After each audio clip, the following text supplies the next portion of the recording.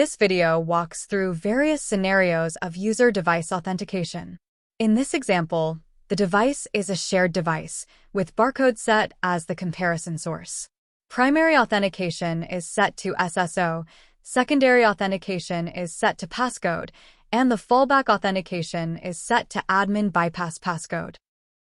In the authentication screen, the user is prompted to scan their barcode to unlock their device. After the barcode is scanned, the primary authentication method is initiated, in this case, SSO. Then the secondary authentication takes place, in this case, the passcode.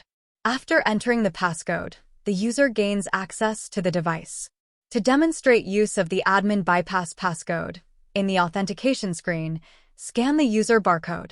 Then in the SSO screen, if the user is unable to enter their SSO credentials, for example, if they forgot them or is unable to log in, they can tap the back button.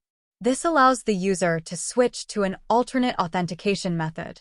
The user is then prompted to enter the admin bypass passcode, the designated fallback authentication. When the passcode is entered, the user signs into the device. Let's demonstrate another scenario. This time the user forgets their passcode. In this case, the user scans their user barcode, enters their SSO credentials for primary authentication, and then forgets their passcode for secondary authentication. After the timeout elapses, which was specified in the configuration, the fallback authentication method is automatically triggered, in this case the admin bypass passcode.